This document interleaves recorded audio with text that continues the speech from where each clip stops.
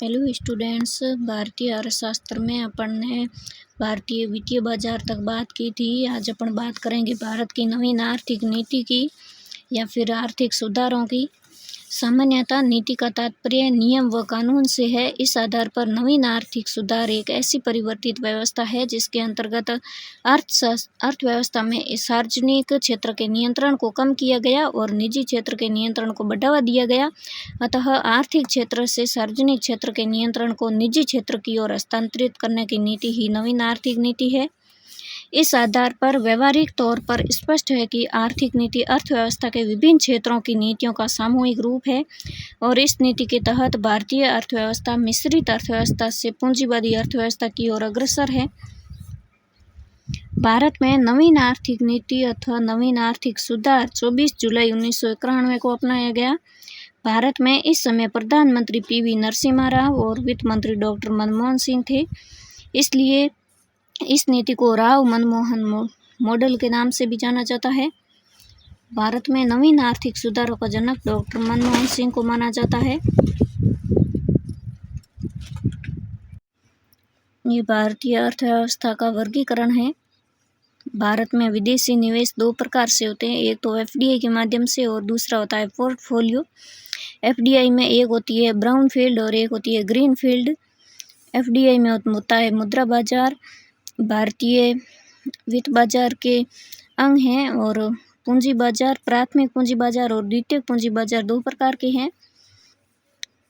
उसके बाद भारत की आर्थिक नवीन नीति 1991 को आई, जिसमें पहला चरण 1991 से 2000।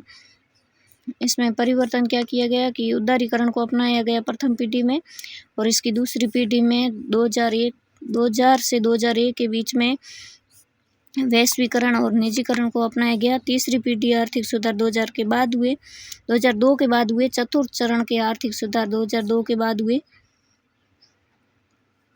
इसका उपनाम राव मनमोहन मॉडल है। ये भारतीय अर्थव्यवस्था का पूरा डायग्राम है। भारत के नवीन आर्थिक नीति में 3 प्रकार की व्यवस्था को अपनाया गया था। अब अपन उनकी बात करते हैं। उनमें पहली है उदारीकरण। जब सरकार लोगों के आर्थिक क्षेत्र से हस्तक्षेप को कम कर दे तो इसे उदारीकरण कहते हैं। अतः सरकार के कठोर नियमों व कानूनों को सरल बनाना ही उदारीकरण है, अर्थात सरकारी नियमों व कानूनों की शिथिलता उदारीकरण है। दूसरा है निजीकरण यानी कि प्राइवेटाइजेशन। सार्वजनिक क्षेत्र में व्याप्त भ्रष्टाचार को देखते हुए जब सरकार सार्वजनिक क्षेत्र की इकाइयों को आंशिक रूप से यानी कि 49% तक निजी हाथों में बेचे तो इसे विनियोग कहा जाता है, जबकि सार्वजनिक क्षेत्र की इकाइयों को 51% से अधिक निजी हाथों में बेचे तो इसे निजीकरण कहते हैं और 100% निजी हाथों को बेचे तो इसे पूर्ण निजीकरण कहा जाता है। अतः निजीकरण से पूर्व की अवस्था को विनियोग कहते हैं।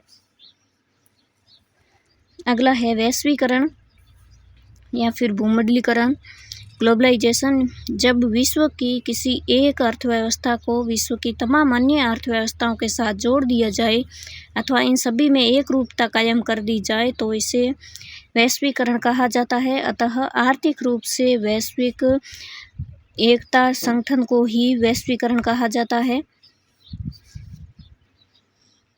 तो आपको आज का सेशन कैसे लगा मुझे कमेंट करके ज़रूर बताएं। कल अपन इससे आगे की बात करेंगे।